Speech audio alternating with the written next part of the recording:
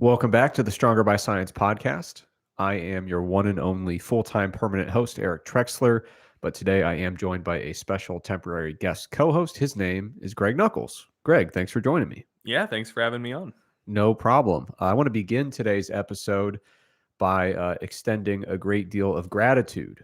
Thanks to everybody who has been supporting MacroFactor during our big launch sale that is currently going on. We launched on the 16th, technically, so 5 days ago. So far, it's going fantastic. We really appreciate all the interest, all the support, and all the feedback. So if you do happen to check it out for the free trial, make sure that you join the Facebook group or the subreddit for MacroFactor and let us know how things are going. Let us know what kind of features you'd like to see in the app. We really appreciate all your feedback. And yeah, so now we want to move on. Road to the stage. What do you got? Sir. Road to the stage. So good news all around today. I hit a new low for this current diet. I was 240.8. I was going to say this morning. It was not this morning. It was, in fact, this afternoon when I saw that weight on the scale. My good friend Eric woke me up today. I did. So at the crack of 3 p.m. Yeah. So in my defense, so I went to bed at like 4:30, 5 a.m. And prior to that, this is not an exaggeration. I tallied it up before I went to bed. I'd been answering questions and doing a bit of customer support for MacroFactor for 39 hours straight. So your boy was sleepy. So anyway, that's why it was this afternoon. But yeah, 240.8, that's a new low. Feeling good. My weight trend is below 244. And I've been below 245, I think, for like 6 days in a row now. So that's I would say like a milestone that I've fully fallen beneath. Hopefully it will not reclaim that again in the future. And yeah, it's been good. This has been insane week all around. So when I get really busy, one of two things happens with my appetite and I wouldn't say ability to stick to a diet, but more like my willingness to stick to a diet. And that is either that I'm just like hungry and craving food all the time, or I have no appetite and I have to like remember and force myself to eat. And I think it largely comes down to how engaged with and how much fun I'm having with whatever I'm busy doing. So this has been a very crazy week with the MacroFactor launch, but it's been very fun. And so, it hasn't been tough to stick to a diet just because, I'm very intensely focused on other things. And so like, cravings aren't like slipping into my brain. Whereas if I'm very busy and it's things that I don't particularly want to be doing, I think I start to fixate on food, not just food. Like my brain wonders a lot and it often like flits across food as like, oh, here's something else to think about because you're clearly not enjoying the things that you're actually doing. And so like, let's try to find some happy thoughts. And so, just more distracted generally. And one of the things that my brain, I think, tries to distract me with is thoughts of food. So yeah, when I'm very busy doing things I don't want to do, I find it a lot harder to stick to a diet. But anyway, it's been the good kind of busy. So that's helped out a lot and things are going well. Awesome. Congrats. Thank you. Ever closer to the 230s. That's big. I think it'll come this week. I think I don't think I'll be consistently waking up in the 230s next week, but I do think I'll see 230 something on the scale at least once next week, which feels good. Yeah.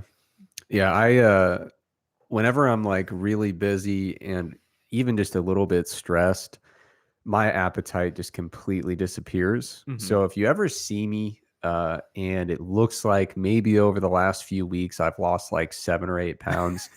It's a cry for help. I need some degree of support or attention. It's like clockwork. Like you remember when I was trying to close on my house, Yeah. and it was just like a really stressful time. Dude, I lost like a legitimate 9 pounds in like in a really short span of time. And then once it was all over, I immediately gained exactly 9 pounds back. Like it was crazy. All right, so road to enlightenment. When I first started mentioning the road to enlightenment and my path into or journey into learning more about secular Buddhism, I got a lot of messages from people, and I noticed that people are kind of in it for different things. You know, some people are really into secular Buddhism because they want to have like really big debates and discussions about theological concepts or ethical concepts or things like that. And I noticed other people want to look at it really rigorously and empirically and kind of treat it as like a branch of neuroscience. You know, it's like there's people who are like, oh, I'm into secular Buddhism, and they're talking about like fMRI all the time, you know? So for me personally, I was more into kind of the day-to-day application, you know, that was really what drew me to it, and seeing if I can learn more about these concepts and apply them, can it have a positive impact on day-to-day life? Yeah. And I have noticed a lot of that.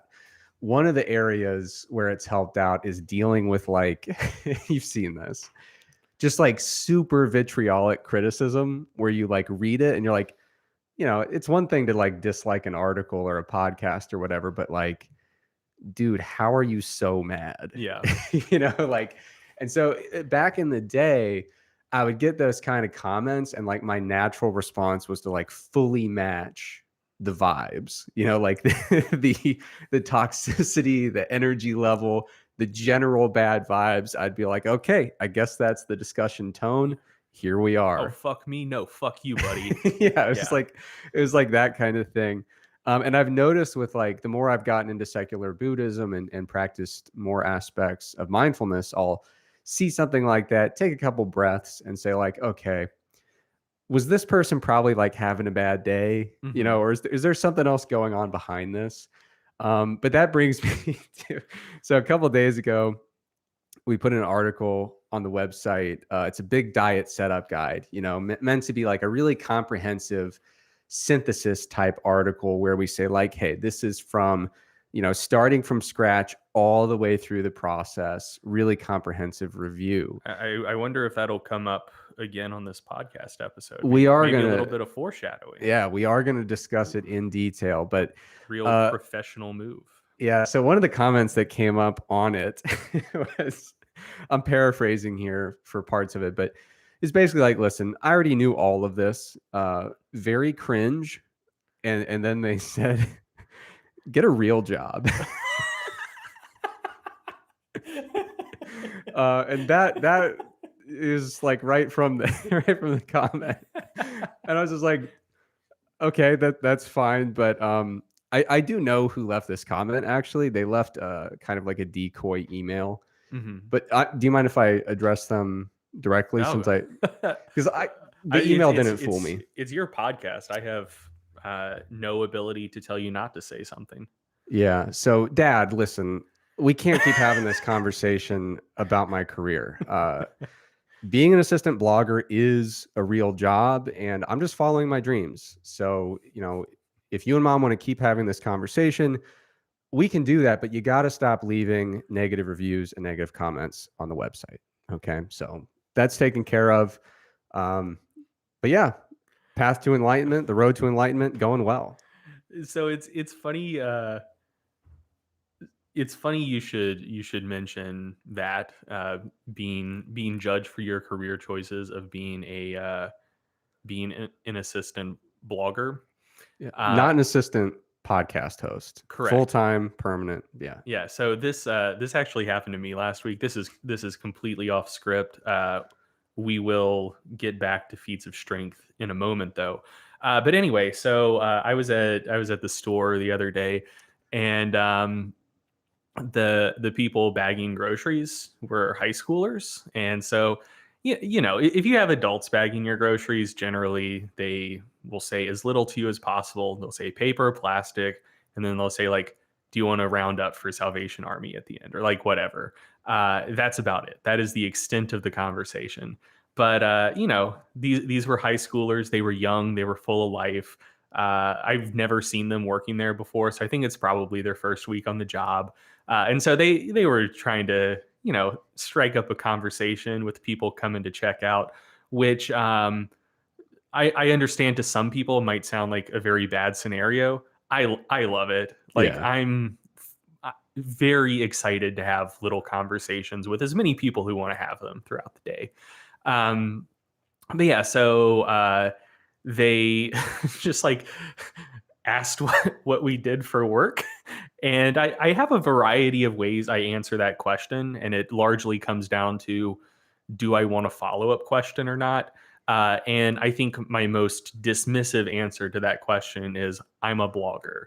Because I don't know, it doesn't sound that interesting, I don't think. And for people who aren't bloggers, I think like it's not understood sufficiently to feel like you can ask a good follow-up question, except maybe like, okay, what subject do you blog about? And I can say like, strength training. Style and fashion. Yeah.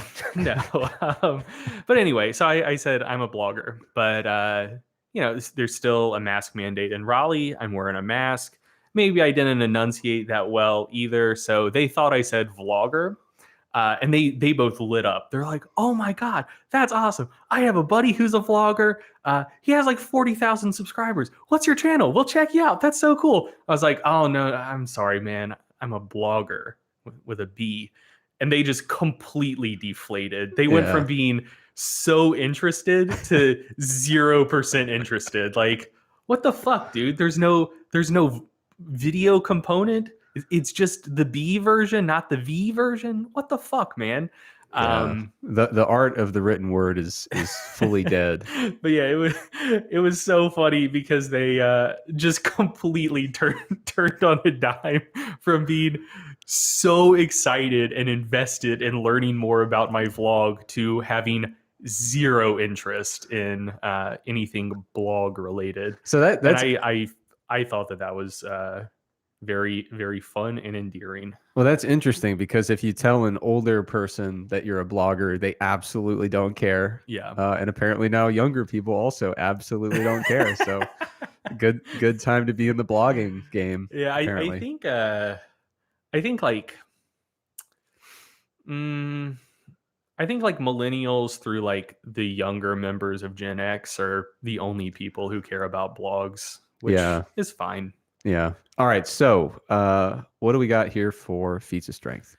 Yeah, so let's see. Several people have reached out in the last 2 or 3 weeks and said, "Hey, Feats of Strength, generally mostly powerlifting and a little weightlifting. You don't talk about strongman that much," which that is a fair criticism. And in my defense, just a warning, this is going to be a very weak defense. But in my defense, this is, I think, one of the least important segments in our podcast. Wow. And so I do not put that much effort into it. And so, you know, my searching is largely relegated to, do I know places where like new records will be comfortably aggregated? And so like if you go to the powerlifting subreddit and just search like top posts from the past 2 weeks, like most of the most highly upvoted ones will be recent big lifts. So that's very convenient for powerlifting. And then weightlifting, I mean, like there aren't that many big weightlifting meets where people are gonna be setting records. And so like they show up in your feed. And also like I know those sports better than strongman. Like, you know, I could rattle off a lot of the powerlifting and weightlifting records, but Yeah, I've I heard mean, you. there's so many fucking strongman records. There's so many lifts, and there are so many federations and whatnot that, like, I don't know. If someone lifts something heavy in strongman, my first thought is like, damn, that's really cool. That's very impressive. My first thought isn't like, ooh, is that a new record? Um, just because like I have no idea because they do so many things. Um, so anyway, yeah, probably don't talk about strongman and feats of strength as often as I should. With that in mind, this is going to be a strongman focused feats of strength segment because there have been strongmen doing very strong things recently.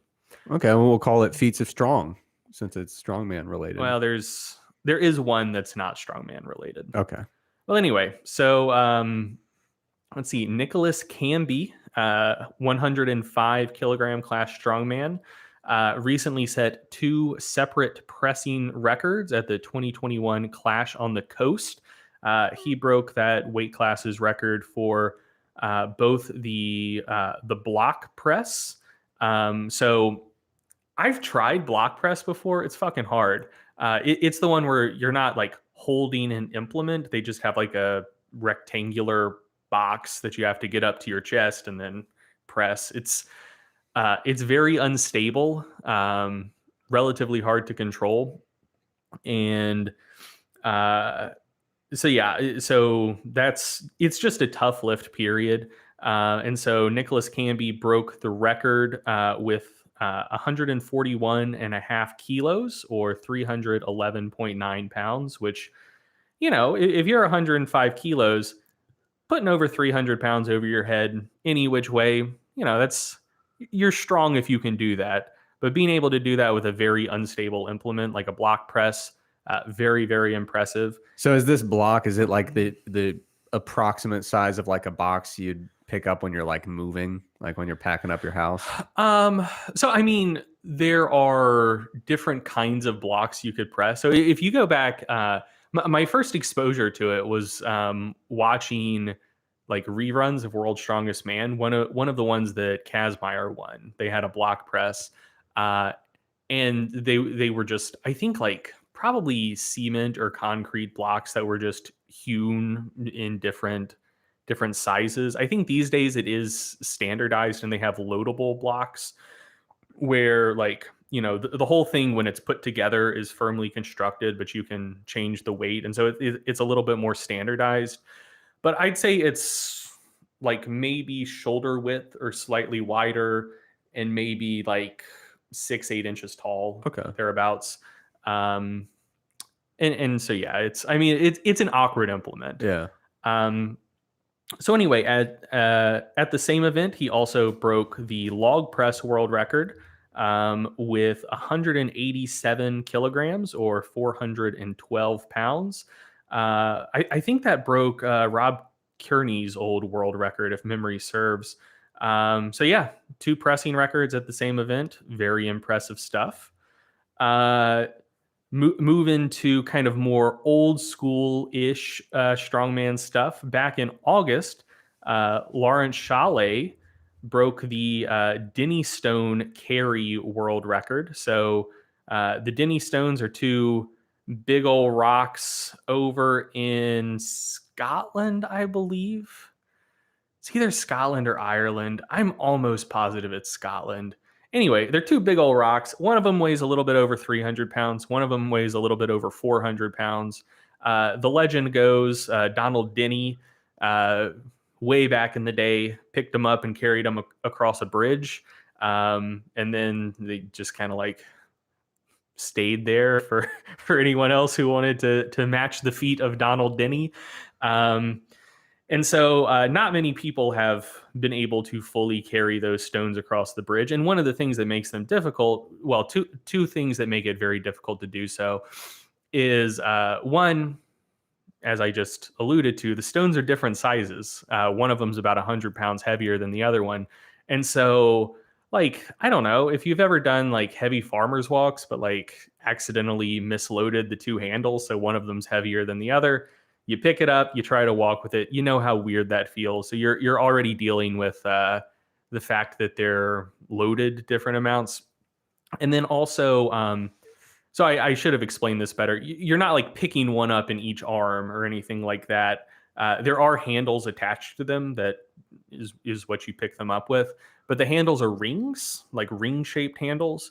And so my understanding is that like they are hard to get a good grip on, and they cut into your hands in like weird and uncomfortable ways. So anyway, yeah, being able to pick those suckers up, I think only a little bit over 100 people have ever done it. And I think only like 8 or 10 people have ever carried them the full distance that Donald Denny was claimed to have done in record, or in legend, I should say. Um, but anyway, so until Chalet, the record for the furthest Denny Stone carry was held by Brian Shaw, and he carried them a little bit over 13 feet, I believe, for or maybe a little bit over 10 feet. I should have taken that note. Anyway, the record was previously held by Brian Shaw, and he actually set the record while filming that show that used to be on the History Channel, The Strongest Men in History. So Brian Shaw previously had the record, and Lawrence Chalet carried the Denny Stones 14 feet 10 inches, or a little bit over 4.5 meters, to break that record recently, which is insanely impressive. One other thing just to add about the Denny Stones before moving on. There have been a few women who have lifted the Denny Stones, but the history of women lifting the Denny Stones is, I'd say, very, very uneven. That's not a good way to describe it. Let me just be explicit about it. Jan Todd. So I'm sure you know about Jan Todd. Yeah. A lot of our listeners probably don't. She's one of the mothers of like serious strength sports and like strength feats for women, like huge pioneer in the area. But so she became the first woman to lift the Denny Stones in 1979, and I don't think any women lifted the Denny Stones again until 2018. Wow! And so since then, there have been a few other women who've lifted the Denny Stones, but Jan Todd just way ahead of the field on that one. If you don't know about Jan Todd, you should look her up. Very, very just impressive athlete in virtually anything where being strong helps you out. Yeah. And just way, way ahead of her time. And they had a cool thing going down there at University of Texas in Austin. It was like a whole academic program dedicated to the history of physical culture and strength sport. And I believe she's still heading that department. I think you're right. Yeah. So yeah, both an insane athlete and a scholar. Yep. Okay, so the last strongman related one, and if anyone listening to this does follow strongman, you knew I was going to mention this. Iron Bibby broke the log press world record for the super heavyweight division, 229 kilos, which I think is 506 pounds, thereabouts. Not too much more to add to that. That's a ton of weight to put over your head on a fucking log. The thing that is most impressive to me about log press world records is how comfortably they seem to clean it. Like I've actually done a fair bit of log pressing. I think of the strongman movements I've dabbled with. My favorite is probably like 18-inch deadlift, just because you load it up, you pick up something really heavy, and I really like partial deadlifts. Second favorite is probably log press. There's just something very satisfying about it, but I always find the clean very challenging. So like anyone who can log clean anywhere close to 500 pounds is just wild to me.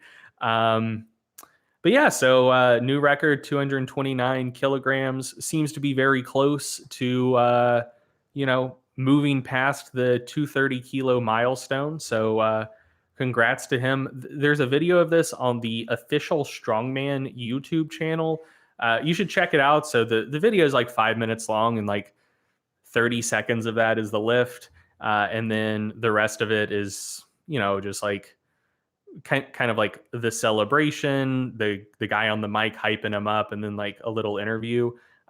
He just comes across as a very humble and genuine guy as well. So a very likable champion. So Cool. congratulations to him.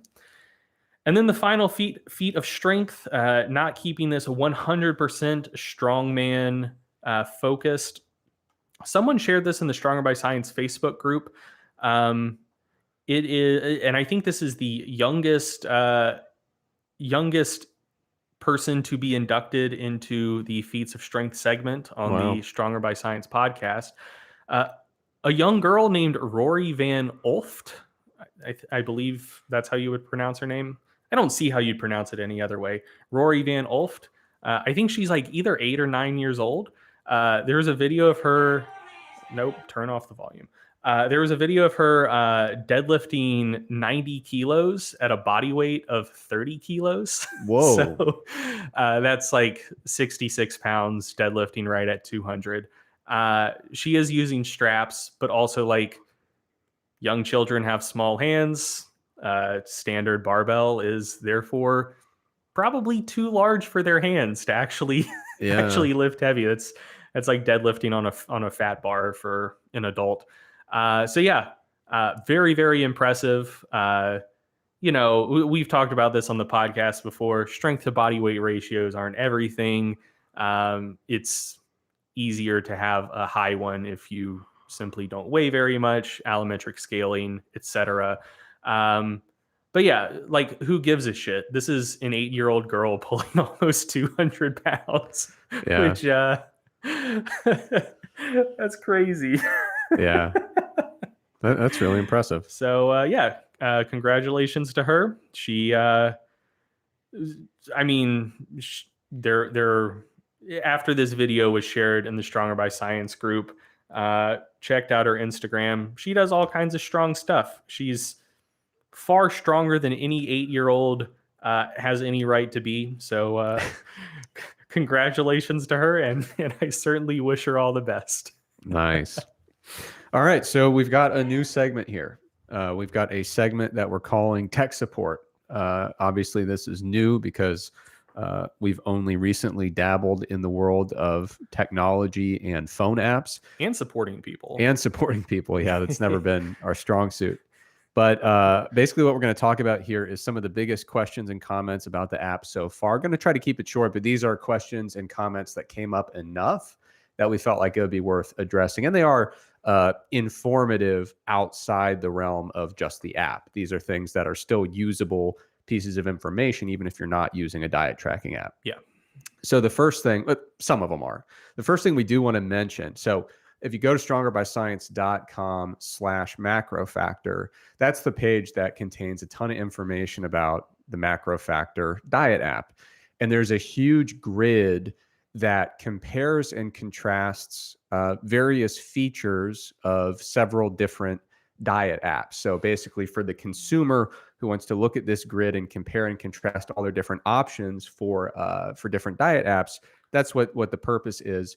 And we did omit a check that we went in and corrected. So one of the features or kind of selling points for the different apps is whether or not you use a food database that is verified by registered dietitians. And so with the RP Diet app, we did not give them the check mark for that. We were unaware that they used an RD verified food database. So they were very cool. They just sent us a quick message, someone from the RP Diet app, and said, hey, just so you know, we don't like put it front and center. We don't advertise it. We understand why you didn't know that we use this database, but we do. So we appreciate them for just being cool and letting us know. And of course, we had no interest or intention of misrepresenting that. So we went back in, updated the grid, and we're going to continue to update the grid. You know, if there's anything that we missed, of course, we'll always update that promptly.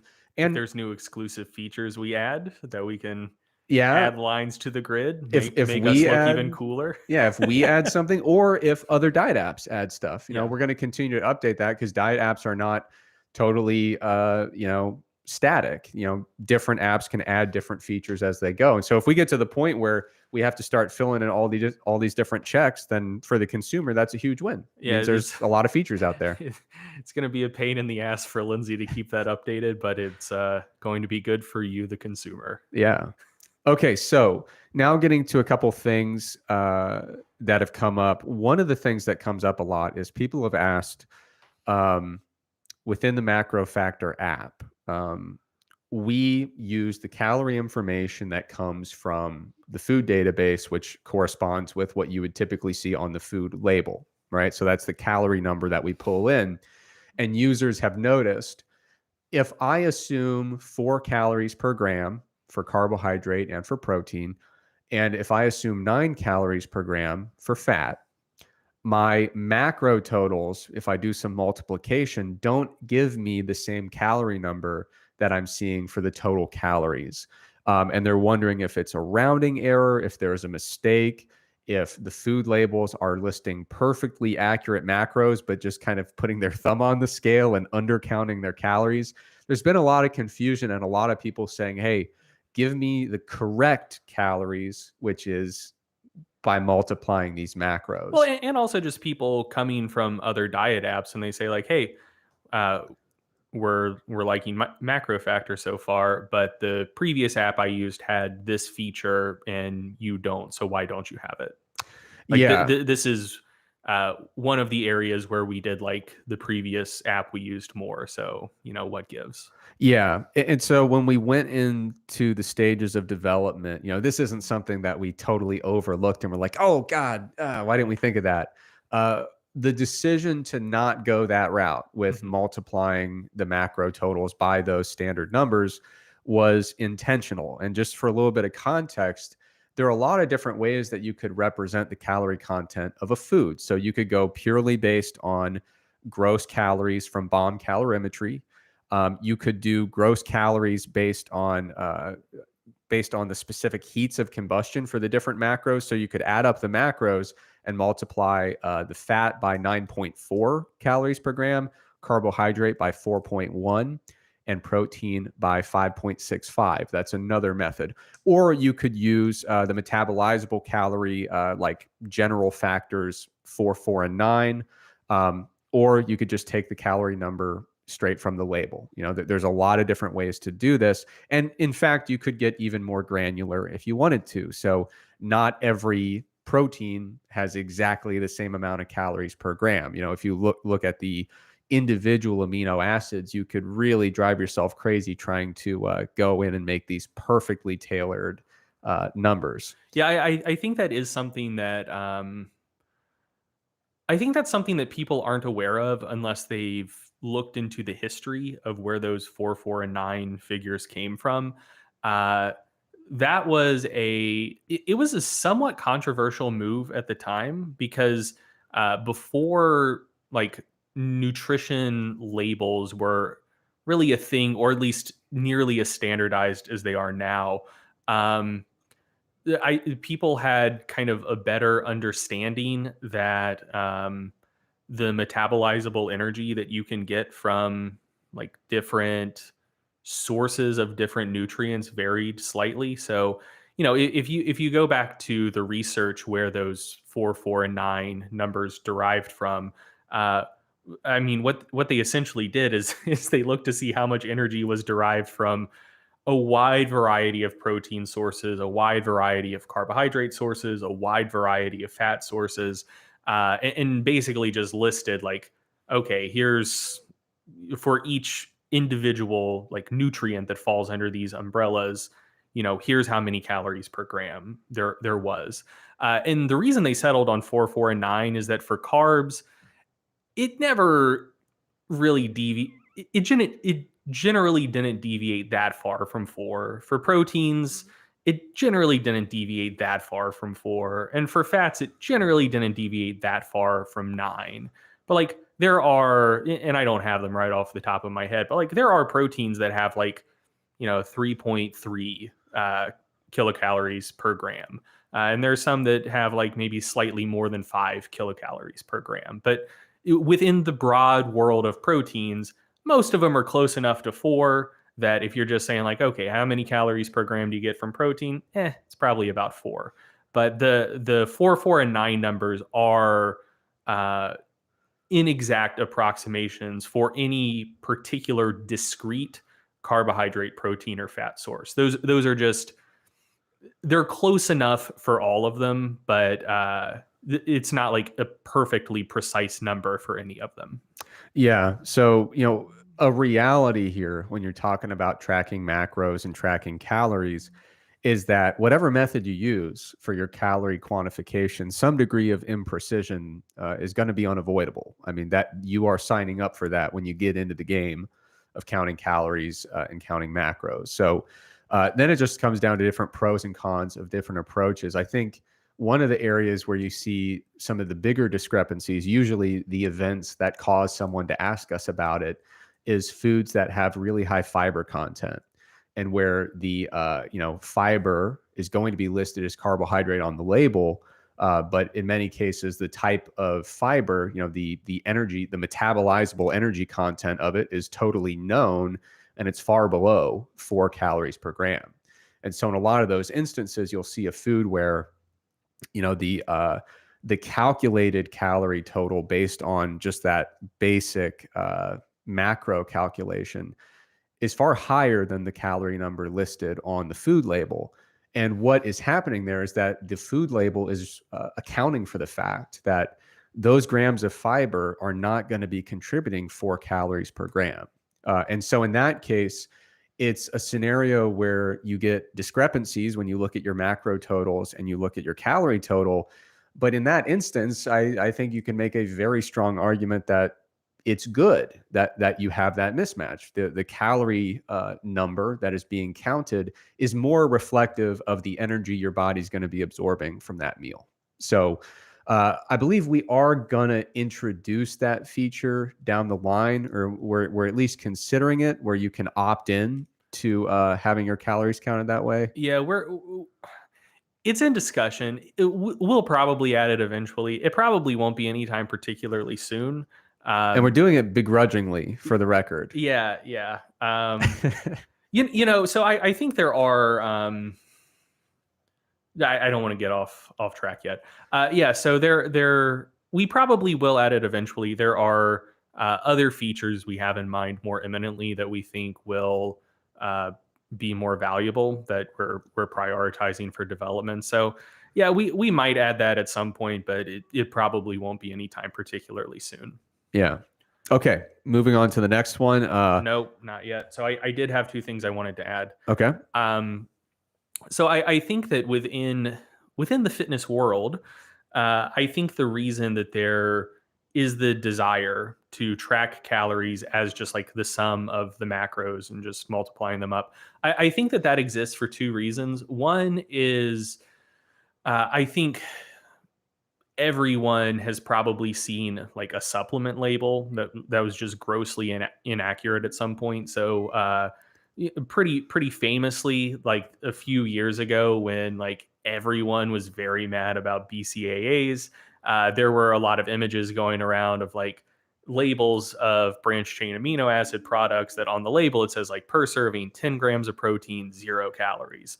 And like obviously that's fucking wrong. Like that's not even close to accurate. Yeah. And like there are other supplements where like if the macronutrient information on the supplement label is correct, the calories must be wrong. So like that, it's not that. So in a situation like that, just summing up the calories from the macros would probably be more correct, but that's kind of just a problem with supplements. Yeah. And it's more an issue with that supplement the way it's being labeled, more Correct. so than an issue of using calories from food labels. Right. So that is not an issue with most supplements, and it's not an issue hardly ever for like actual food products. Yeah. So yeah, I mean, if you're like the only situation where I could see you getting a far more accurate calorie count by kind of adding up and multiplying the macros versus just using the calorie labels is if you are getting a relatively large proportion of your daily calories from badly mislabeled supplements. But we think, or at least hope, that applies to not very many people. Yeah. The other thing is, I think one of the reasons why there is the desire in some sectors to account for calories by adding up and multiplying out the macros is like in situations like if you've worked with a nutrition coach, for example, who requires like a very, very extreme degree of adherence. Like, you know, you need to be within like 10 grams of each macro and within like 50 grams of your calorie target or something like that. And you know, if that is an experience that you've had, um, you will often find that that may not be possible if you're accounting for calories and macros independently. So the example you gave earlier was fiber. Like if you're eating a fair bit of fiber, you know, not even that much. If you're eating like 20 grams of fiber per day, and like let's just say all of that is indigestible, that's going to have effectively 0 calorie content. But if you're counting all of that as carbohydrate, which the food labels would, you're going to wind up with a mismatch of 80 calories between your macro counts and your calorie counts. And so it would be impossible to be as adherent as someone is expecting with your macros and your calories simultaneously. So, kind of a way to resolve that stress. And I think this is one of the reasons why some diet coaches recommend this. Is they found that like, oh, if I want people to be as adherent as I expect them to be, this is the only way to make their macro and calorie targets add up. But that's kind of I'm trying to think of a way to describe this with grace. It's kind of a fiction, I would say. Like it's a workaround to make that restrictive of a system possible versus being a more accurate reflection of reality. Yeah. So I think I think people who've come from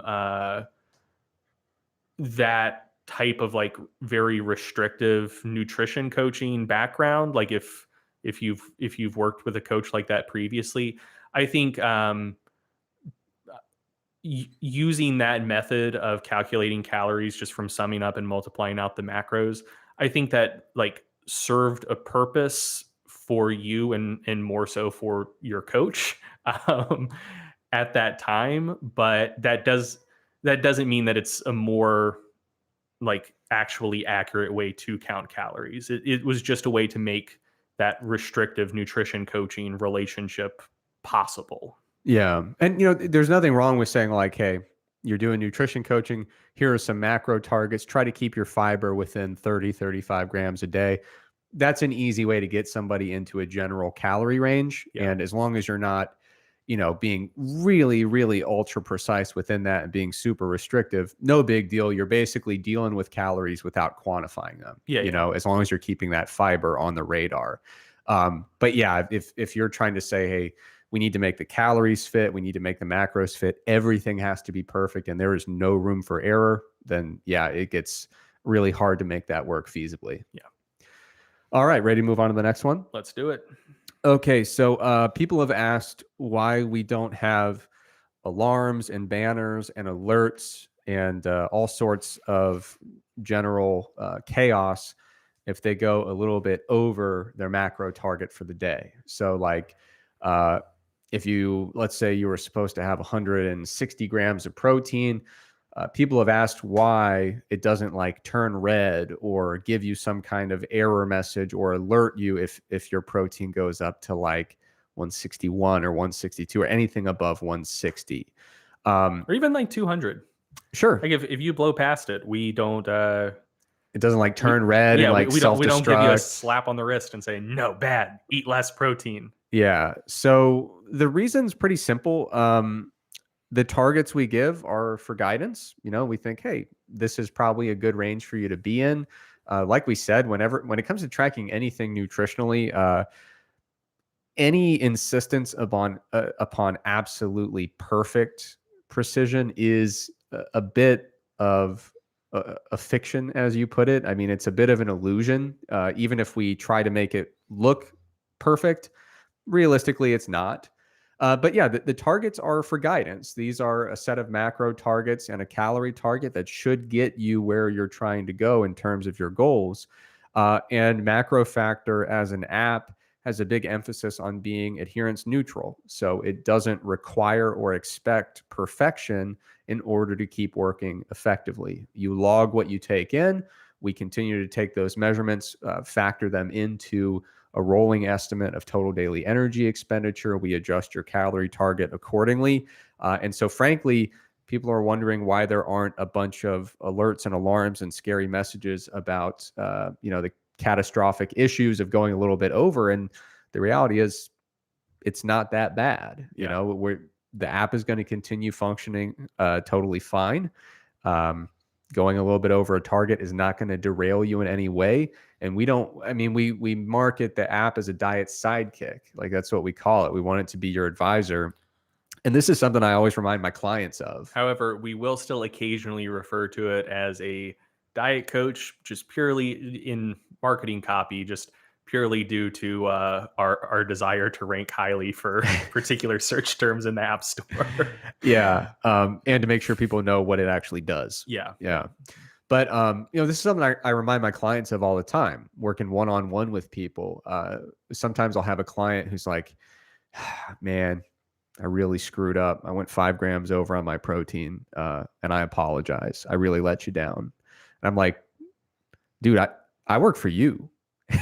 Like the way this is supposed to work is like, you're the president. I'm your lowly advisor who gives you recommendations.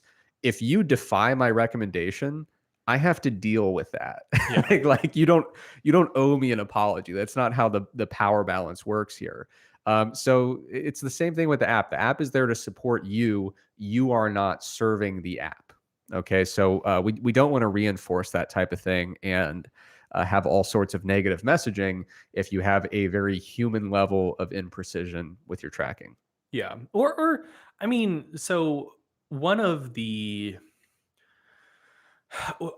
think the issues that people can run into, and one of the issues that I've dealt with personally in the past is that when like, let's say you're tracking in MyFitnessPal, and you go over for like carbs or calories or whatever for the day. Like, when you go over, there will be like a little message that tells you, more or less like, hey, you fucked up. And so I think that, and like, I realize this is irrational, but like, people get into irrational headspaces when dieting pretty frequently. I think it's easy to start conceptualizing your days as successful versus non-successful. And so, like, you go over, the app says like, hey, you fucked up. It's like, well, shit, now I fucked up. Today has been a failure, which, one, bad vibes, and we're trying to avoid bad vibes. But then more importantly, once you've already failed, like, well, what's the harm in just having as much fun with this failure as possible? Maybe eating more than you were planning on, because, like, whatever, you already fucked up. So, like, let's just run with it for the day, and then try to get back on the wagon tomorrow. And so I think, like, in terms of pursuit of your goals, that can lead to patterns of thinking that can do far more harm than good. So with using MacroFactor, like, I want to make it clear, MacroFactor was built with you in mind, but very early on, it was built with the 5 of us in mind, our team. Like, before alpha testing started, our thinking was like, hey, the 5 of us track our nutrition. What are things we want to see in an app, and like, how do we want it to behave? And like, I do not have perfect dietary adherence. I'm in the middle of a very successful cut, but like, I'm definitely not hitting my numbers square on the head every day, or really even any day.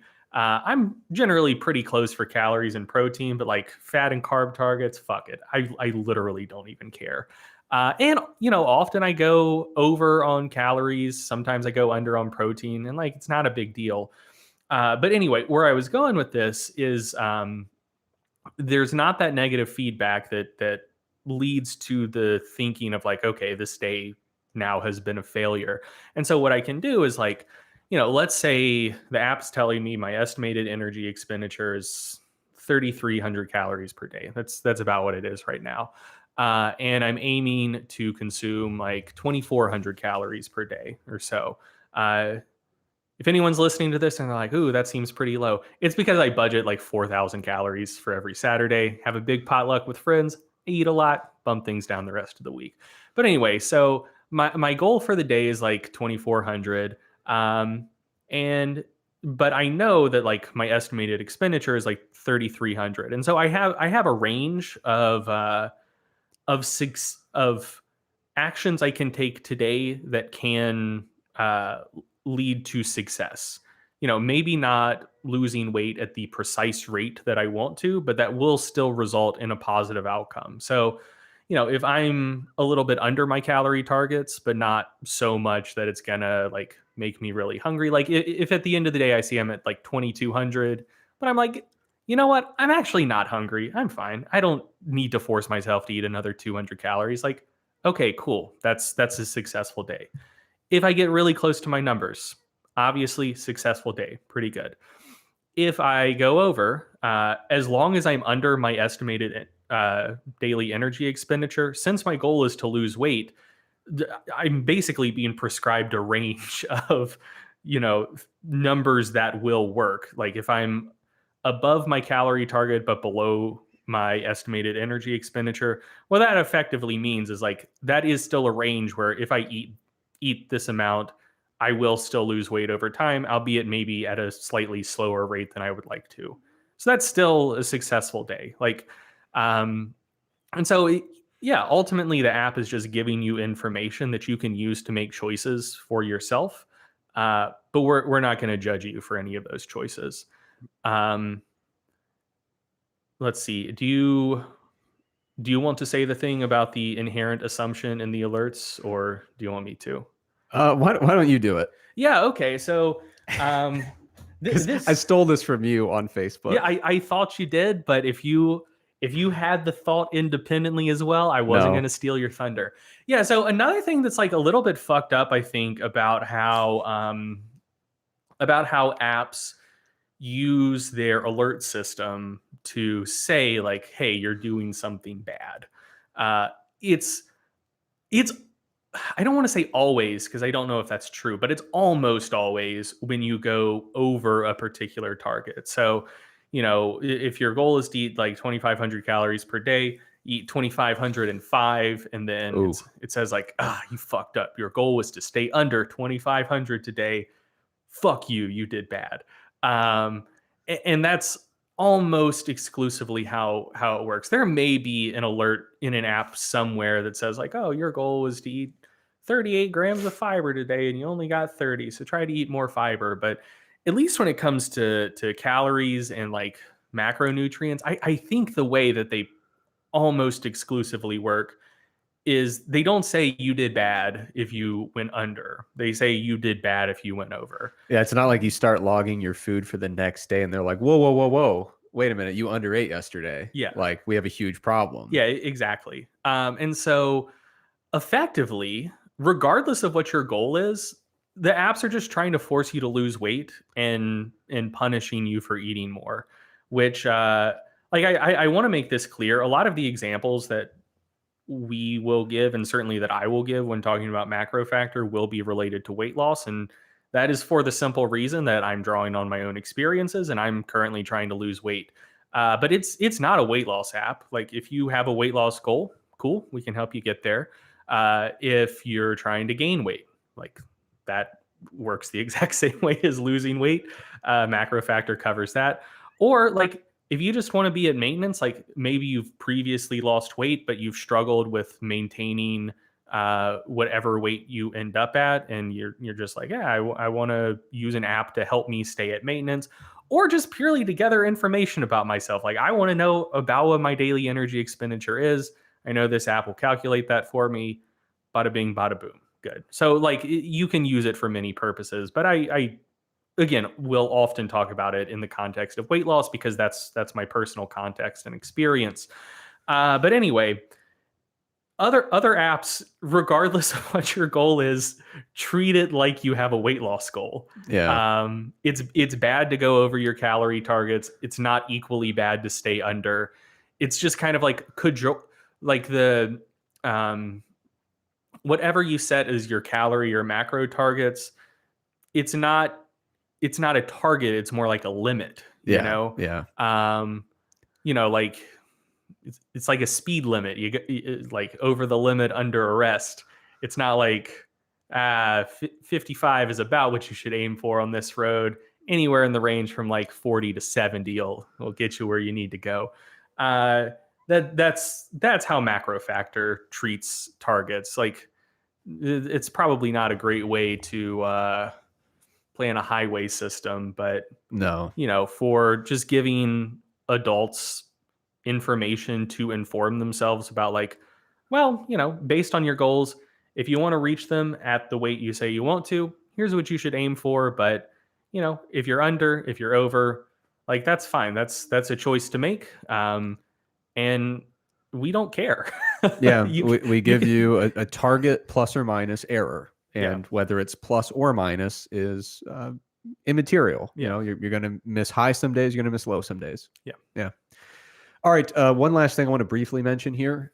People have asked why we don't use energy expenditure data from devices like Fitbit, so wearable devices that calculate some estimate of total daily energy expenditure.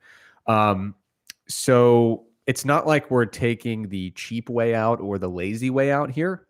We have done everything you would need to do to integrate that information. So you can already link up and synchronize with different platforms that make that doable with MacroFactor, but we have chosen not to bring that energy expenditure data in because our algorithm will by definition work. And one of the issues we have with some of the wearables is that it can introduce a magnitude of estimation error that we're not particularly comfortable with and can be difficult to predict on our end because it's not our technology. And so we have a beautiful algorithm and we don't want to introduce a bunch of error into it, is really what it comes down to. Some devices obviously are better than others, but we covered on the podcast a million years ago, I think we did, talking about the measurement error, the estimation error associated with some of those wearable devices being a lot higher than most people would be comfortable with. Yeah. And the error magnitude can be far enough to really introduce, or can be big enough to introduce some big challenges when it comes to total daily energy expenditure estimations and setting calorie targets accordingly. Well, there just to illustrate this, there was one person who I don't think they were even asking about this in the MacroFactor subreddit. I think this was a question in the Stronger by Science subreddit. Someone was basically asking, like, so their question was, how much does like a stress response and elevated heart rate in the context of just being stressed about something, how much? I think they were watching a sporting event, right? Yeah, Not doing it. To that. Yeah. They were like, how much does that contribute to elevations in energy expenditure? For example, I was at a football game, either like at their college or like the college that they graduated from, something like that. But it was a close game, wild fourth quarter, came down to the wire. And so they were watching it on the edge of their seat, heart rate elevated for like 4 hours. And like their Fitbit told them that they'd burned like 3,000 calories just watching a sporting event, which is obviously incorrect. Yeah. I don't feel like I even have to justify that statement. Yeah, it got their like suspense heart rate and was like, oh, looks like you went for a jog. Good for you. Yeah, you've been running at a moderate pace for the last 4 hours. Congratulations. Yeah. But yeah, so yeah, that data at its best is accurate because sometimes it's going to hit the nail on the head. But not infrequently, it's going to be off by really, really large margins.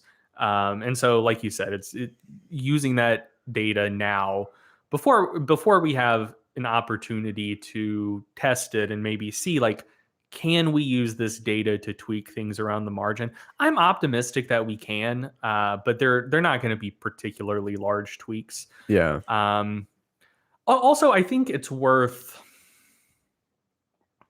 Never mind. That was going to be a very technical discussion that I think only like 5% of people would care about, and we've been talking about this too long, anyways. Anyway, Yeah. we don't use that data yet, and it's not because we're being lazy. It just I think that it would have the potential eventually to help us a little bit, but I don't think it has the potential to help us to a particularly large extent. Yeah, and like I said, the integration step is already taken care of. We have the capacity to bring that data in if we determine at a later date, like, yes, there's something we can do with this that is usable and it's going to be really reliable and it's going to function. It's going to improve the function of the app. We can do that if we get to that point, but we're just not there yet in terms of seeing a real tangible benefit from it. Okay, so Greg, basically the rest of the show, I'm going to talk a little bit about an article on the Stronger by Science website. Before we do that, do you want to do your research review on the carbohydrate-insulin model? Yeah, this isn't going to be much of a research review because it's not really even talking about research.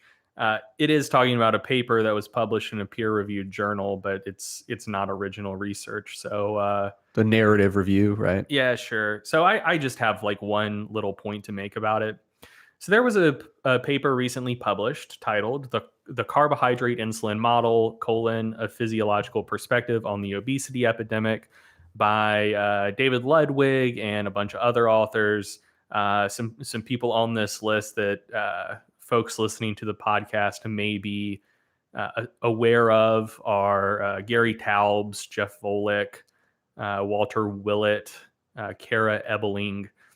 So yeah, this is the only reason I'm mentioning this is that a lot of people asked us about it, and just like, oh, what do you think about this? Like, is there more and more evidence to support the carbohydrate insulin model of obesity? And I think one of the reasons that people were particularly interested about it is this perspectives paper was published in the American Journal of Clinical Nutrition, which is a very prestigious journal. So it kind of implies that this discussion has an elevated degree of legitimacy and like institutional heft behind it, since they were able to get the paper in this particular journal. But you look like you're about to say something. No, I was going to make a quip about, prestige is cool if you're into that kind of thing with journals, but I don't think it's worth much, but yeah. other people do, and that's fine. I can respect their opinion. But yeah, so the only thing I really want to say about this paper is that I feel like they are straw manning the energy balance model, and I think the alternative model that they're proposing, I think that they're stating or implying that it differs from the energy balance model to a degree that is not justifiable. Basically, I don't know. I'm trying to be too fair and circumspect with this criticism. The alternate model they proposed is entirely consistent with the energy balance model. And so I feel like they kind of had to straw man the energy balance model a little bit just to present their model as something that was in opposition to it. So when we were asked about this on Facebook, here was the first thing I said, and I'm going to be reading this mostly because the majority of this content is direct quotes from the paper, and I want to make sure I get those quotes right. Sure. So let's see. Here's how they wrap up their intro for the, quote, energy balance model in the paper. So what comes next is a direct quote from the paper, how they're describing the energy balance model. And I think that what is about to come is a accurate description of the energy balance model. And they strawman it a little bit later. And actually, I'm not even going to get into that. Like this, what I'm about to say is really my key point. Okay, so here's the quote from the paper.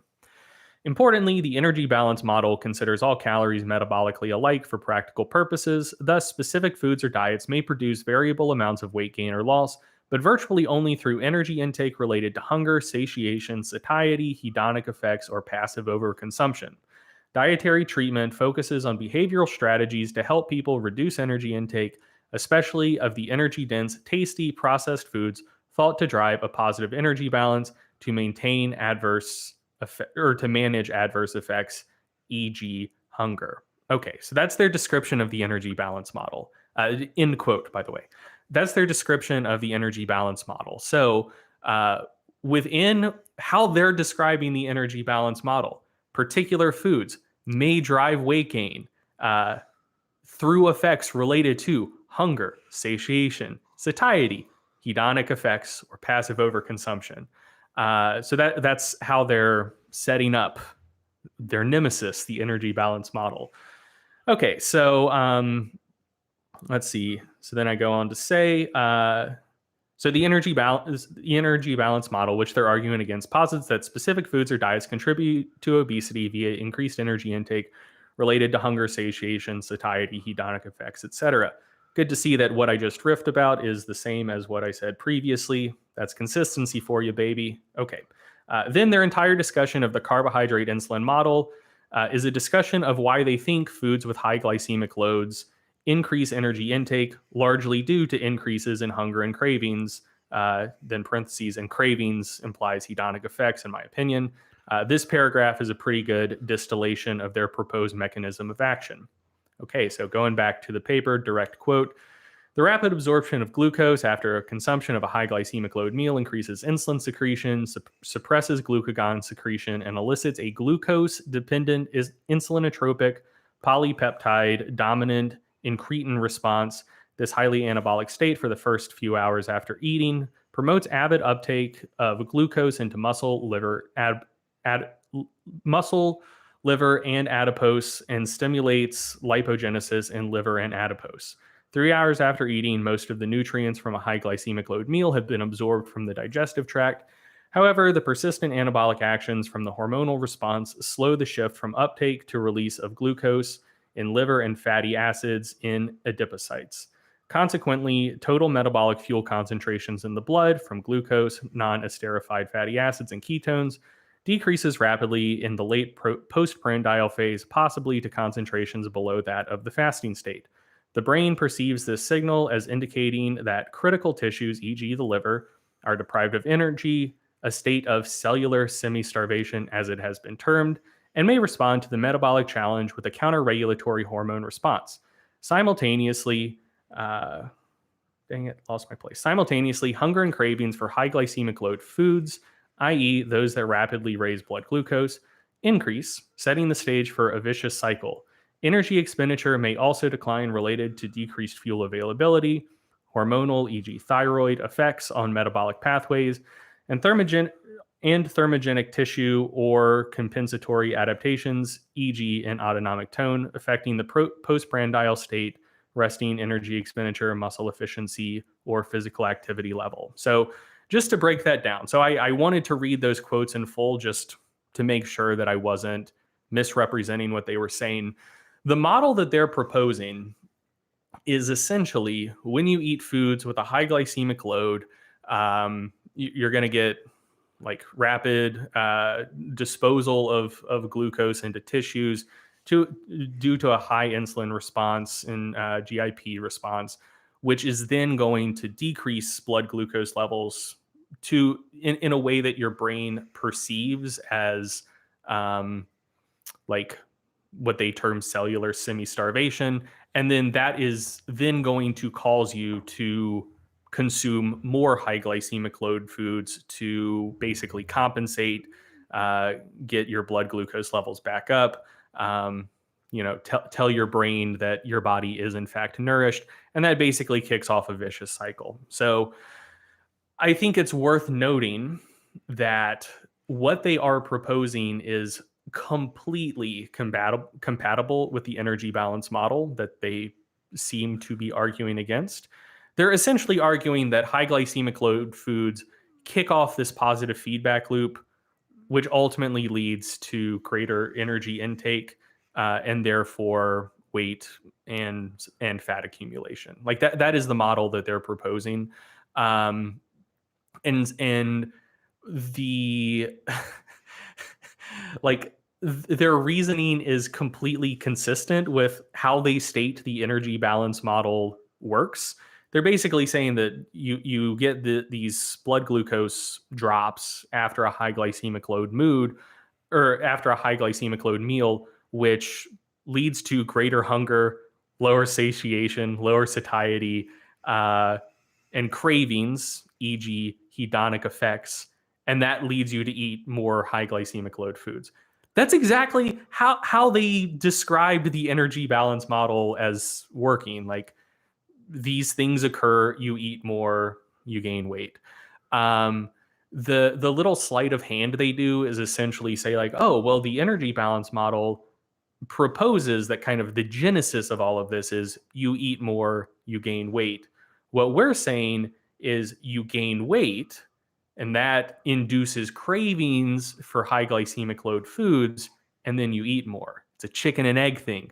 They're saying that the which comes first in chicken and egg? I think that's the whole point. You don't know. Yeah. I'm just going to say it's the chicken. They're saying the chicken is you eat more. We're saying the chicken is you gain weight. Ultimately, you get to the same place, but we're saying that the inciting incident is slightly different. And I find that incredible because I think everyone else except maybe the authors of this paper are aware that basically everything in biology runs in feedback loops. And so like that's kind of the whole point of the chicken and egg metaphor. You don't know which one came first and it doesn't fucking matter which one came first. Like if they're saying like, oh, you gained more weight and that's what is causing you to eat more, well then that begs the question like, well, how did you gain more weight then, buddy? Like how did that occur? Like at some point in the process, like they're not arguing against positive energy balance being the cause of weight gain ultimately. And so like, you know, if they're saying the inciting incident is gaining weight, that implies that someone previously had eaten more. So like, I don't know, man. I read the paper and by the end of it, like, I think that there are things about their interpretation of some mechanisms that I would quibble with. But ultimately, I was just wondering, like, why did you write this? Because if they didn't write it, as a framing of carbohydrate insulin model versus energy balance model, I think it could have actually been a pretty valuable paper. If they were saying like, you know, people have positive energy balance over time, that's one of the things contributing to the obesity epidemic. Here is a potential mechanism that could be contributing to positive energy balance in some populations over time. Like that would have been a perfectly fair framing of the evidence that they presented.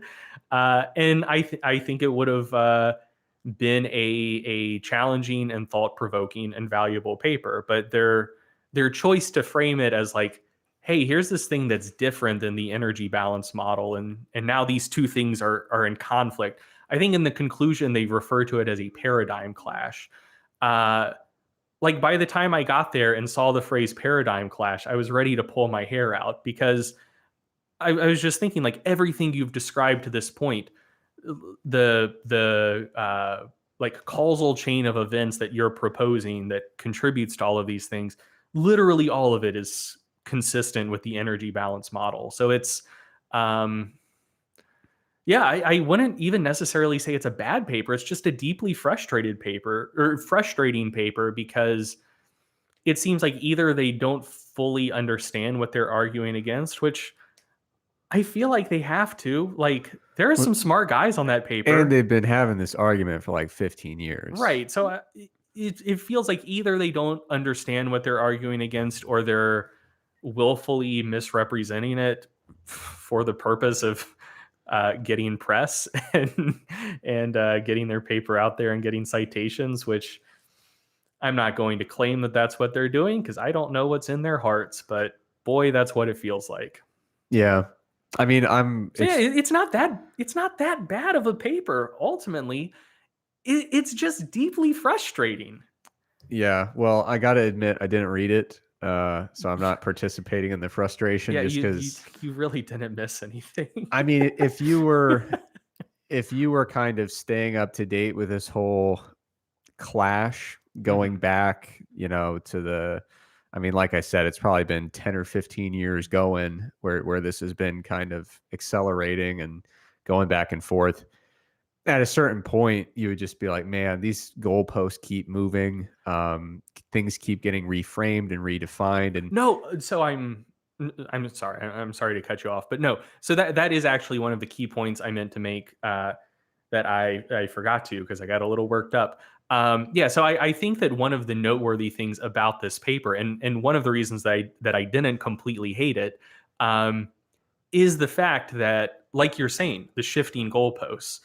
Not all of these authors. I don't want to paint with too broad of a brush. There were 17 authors on this paper, but several of the authors on this paper in the not too distant past have argued for stronger versions of the carbohydrate insulin model of obesity that were not consistent with the evidence or of the energy balance model.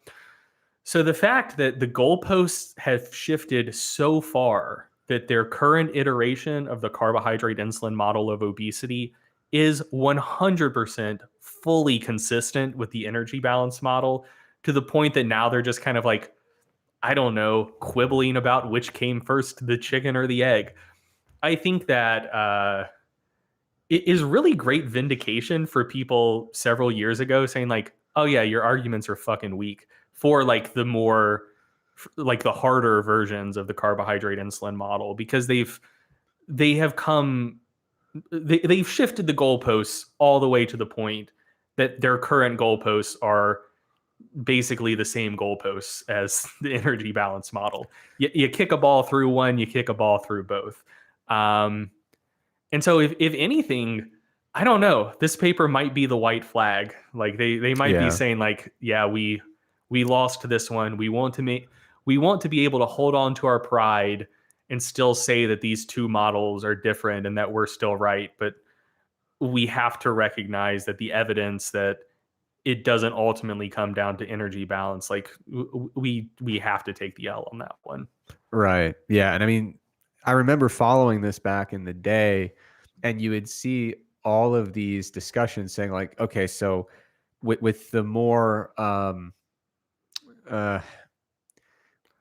with the really aggressive versions of the whole carbohydrate insulin model, you'd say, okay, so if that is true, then we should observe the following. And then there's a randomized controlled trial, and we do not observe kind Mhm. of the intuitive outcome we would expect if that model was fully supported. And you do that again and again and again, and then you do a couple meta analyses, and you keep finding, like, dude, the interventions that you're implying with this model do not seem to be outperforming other interventions.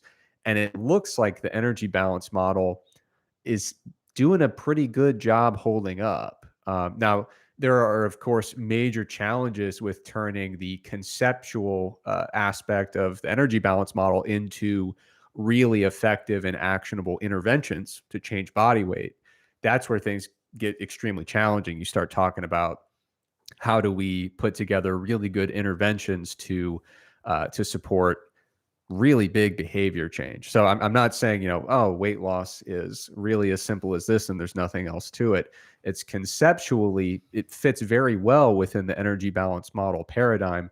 I think the biggest hurdle, the biggest challenge moving forward is taking that energy balance model, the conceptual knowledge that comes from it, and saying, okay, now how do we make this more actionable so that we can help people? Well, yeah, so that's exactly what I was saying about how the paper could have been framed in that way, and it could have been pretty valuable. Like Yeah. if they wanted to argue, like, okay, ultimately it comes down to energy balance, and we believe for these reasons that if you eat a generally balanced diet, but strongly curtail high glycemic load meals, that behavioral change, which may be more tolerable to a lot of people than asking them to exercise way more, like asking them to make cut out an entire category of food, like an entire macronutrient. Like, we're not saying you have to go no carb or even low carb. We're just saying, like, yeah, the really high glycemic load stuff, cut down on that. Like, okay, that might be a tolerable behavior change that people can stick to. And so, we're proposing that this is something within the energy balance model that could make a dent in this thing. Like, at that point, you could then quibble about, like, maybe some of the research they cite, maybe some of the interpretations of it. And ultimately, I'm not really even that interested in that conversation, but that would be a useful jumping off point to have a conversation. So yeah, I think, like I said before, I think if they would have framed their paper that way, it would have been it would have been a good, interesting paper um, that could have inspired collaborative discussion related to how you can, interpret some of their arguments and maybe use that to um, help people get where they want to go, instead of just saying, like, this is a grand battle of ideas. It's a paradigm clash, like, blah blah blah. Yeah. I don't know. It's very silly. It's very Yeah. silly. I agree. All right. So, moving on. Yeah. we're, we're kind of behind the timeline we were aiming for, A right? little bit behind the timeline, Yeah, but that's that's fine. okay. So let's dive right in. Okay. So, as I mentioned earlier in the episode, we released an article yesterday, maybe. The days are really blended together. We did drop it yesterday. We dropped it 3 days ago as of the time you'll be listening to this. Yeah. So, the article, the short title is the Definitive Diet Setup Guide. And so the whole purpose here was to help somebody, just coming into it, starting from scratch and saying, let's put together a diet for a particular goal, whether it would be weight gain, weight loss, weight maintenance, whatever the case may be. I don't want to be too repetitive here because we have talked about some aspects of what this article provides. But what I would hope, I do expect that a lot of people will look at this and say, a lot of this information I knew previously. But what I think people will get out of this is a couple of things. So, first of all, if you know somebody who's going to start a diet who hasn't been into nutrition as long as you have, I'd like to think this is a good resource you can send them that kind of boils it down to pretty simple things and says, hey, here's how you might start from scratch and put a diet together. I also think it offers some slightly refined recommendations when it comes to various aspects of dieting, particularly macronutrient targets. So I want to get into how the macronutrient guidelines differ from some of the more common ones that we see elsewhere. So I want to talk about our activity factors because that was the one thing that I contributed, and I feel we good about it. we're going to. So if you look at the article, it's kind of in three parts. So it talks a little bit about background information, then it talks more about putting that into practice, putting some numbers on it, and then it also talks about how to adjust the diet as you go, because you're not going to set one diet and ride that out for the rest of your life. You're going to have to make continuous adjustments as you go, because as we know, whether we're talking about overfeeding or underfeeding, the body does tend to adjust. Okay, so it starts out talking about some of those metabolic rate equations we mentioned previously. I think the revised Harris-Benedict equation is great if you're a non-lifter. If you're a lifter, I think the Cunningham equation from 1980 is really excellent. So that can give you an idea of your total daily energy expenditure, or your resting metabolic rate, I should say, if you had absolutely no idea going into it. So if you hadn't been tracking and you had no idea what your maintenance calories look like, you could use that to get your resting energy expenditure. And then we convert that to a total daily energy expenditure estimate using the MacroFactor correction factors that Greg is so proud of.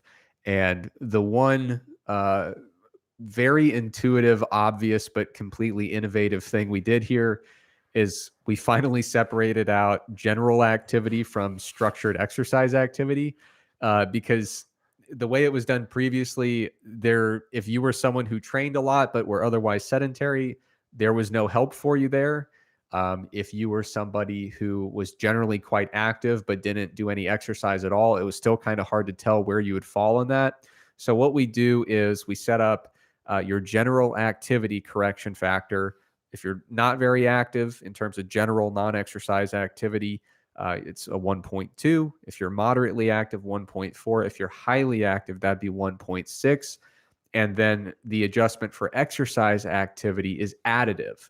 And so there's a whole grid in the article that kind of talks through what value you would choose based on your general activity level, your exercise activity level, based on number of training sessions per week.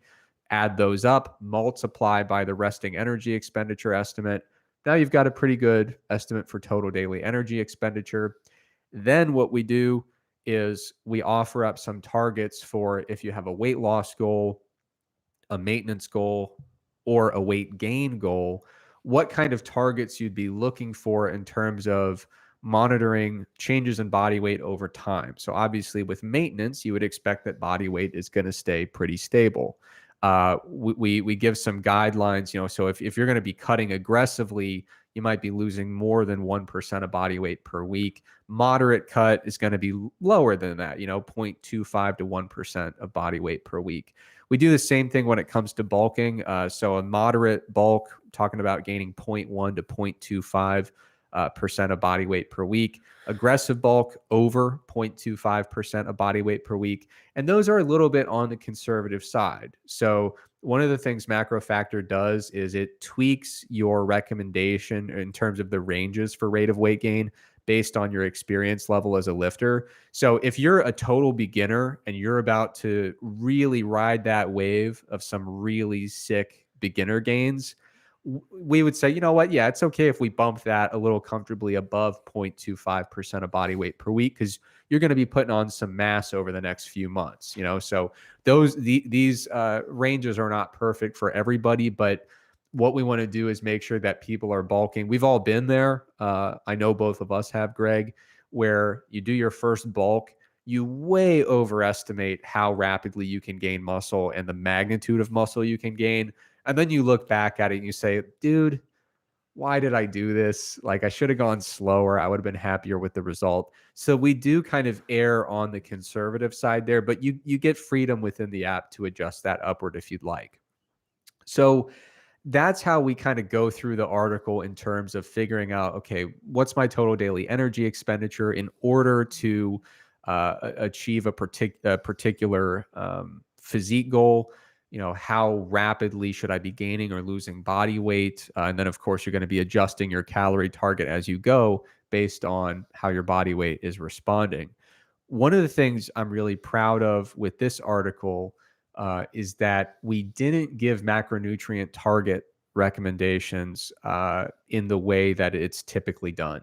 Okay, so a lot of times with protein targets, it's going to be a very simple, grams per kilogram of total body mass. And the same thing goes when it comes to setting a lower limit for fat intake. A lot of times people say 0.5, 0.6, 0.7 grams per kilogram of total body mass. Yeah.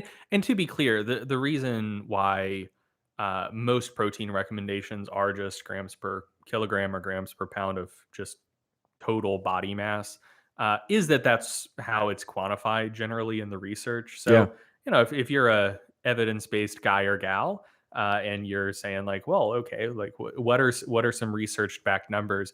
You are probably going to come across numbers in grams per pound or grams per kilogram. So that's a very both understandable and justifiable way to give recommendations. And I mean, I've certainly done so frequently in the past, and probably from time to time will continue to do so in the future. Yeah, there are contexts where it makes sense. Yeah. No question. I've done it before. But the challenge with creating a diet app is, like you said, in research, they'll say, oh, grams per kilogram. We'll look at previous research, use that number, put it in here. We're good to go. Yeah.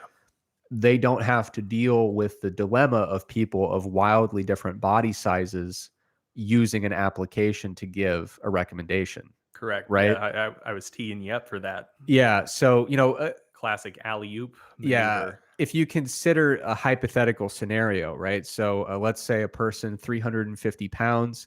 Uh, I'm not going to do kilograms because I believe in freedom units, and that's my right. And I'm not good at the calculation like you are. But a 350-pound person who has a weight loss goal, It's like 160 keys. yeah. So I struggle when we take those flat recommendations based on body weight. A lot of people say, oh, weight loss, give them like 2.2 grams per kilogram of protein. I struggle to buy the concept that that individual necessarily needs 350 grams of protein to support their goal. Same thing goes, even if you set fat at the absolute lower level that a lot of people recommend, we're still talking about like their absolute bare minimum at the start of this diet is going to be 716 calories coming straight from fat alone. So just from the fat and the protein, we're talking about a really substantial calorie intake that's going to leave them in a spot where they probably don't need necessarily all of that fat intake and all of that protein intake. And now their hands are tied when it comes to getting some allocation of calories from carbohydrate. They're kind of forced into a particular approach that people who like the carb insulin model, I'm sure, would be very happy about. Yeah. Um, Yeah, like functionally, if you say like, well, okay, we need some level of fat intake just to make sure you're healthy and safe and can produce hormones, and we're going to prioritize protein intake past that. Make sure you can get big, stay big, not lose a ton of muscle. Functionally, you just wind up in a situation where it's like, oh, you want to lose weight at a modest clip? Cool, you're doing keto. Yeah, yeah. It really puts you in a position where you don't have a lot of flexibility.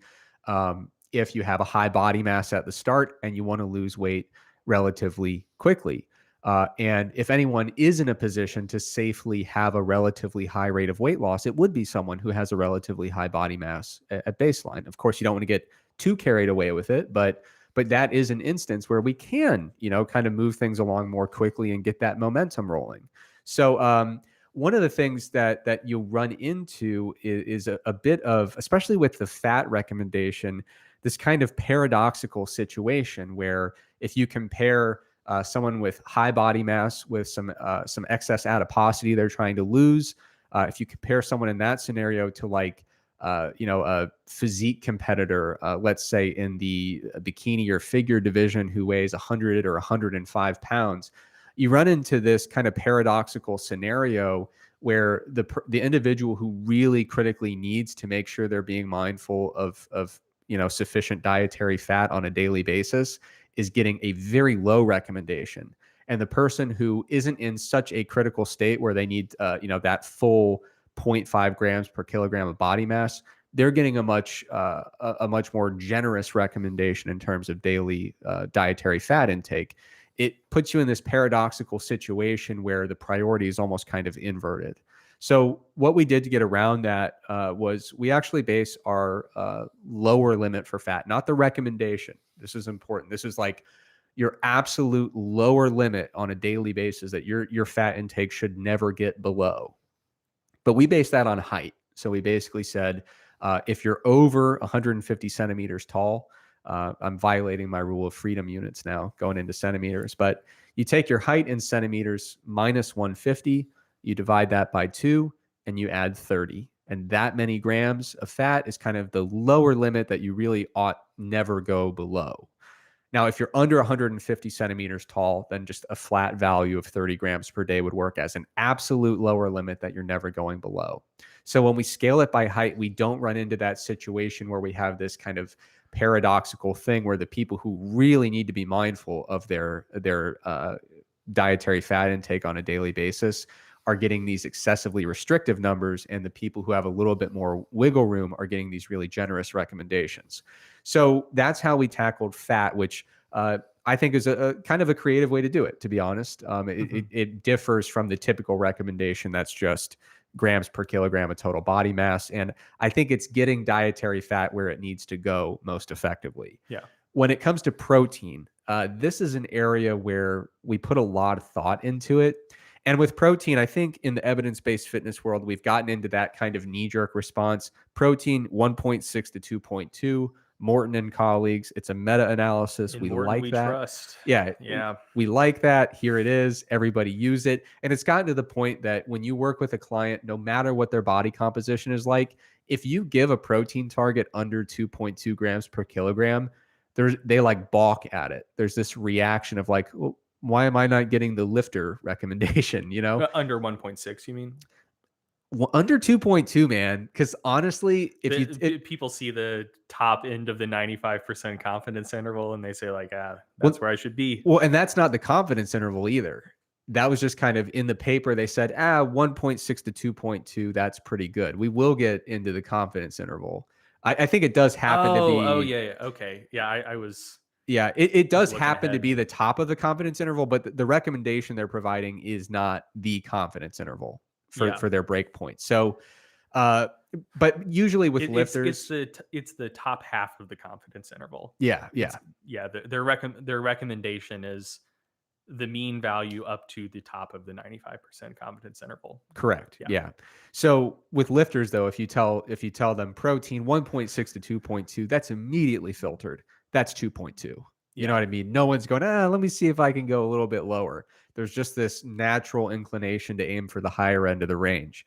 So we're talking a little bit about a confidence interval. It's from this meta-analysis by Morton and colleagues. It's a great paper. I love the paper. I cite it all the time. It's a very nice paper with some really good researchers on it. So I don't want it to sound like we're being overly critical of the paper, but one thing that is unavoidable is that the interpretation of that 1.6 to 2.2, there are some assumptions built into it that I don't think a lot of people wrestle with on a regular basis when they kind of give out that recommendation. Yeah, we're not being critical of the paper. We're being critical of the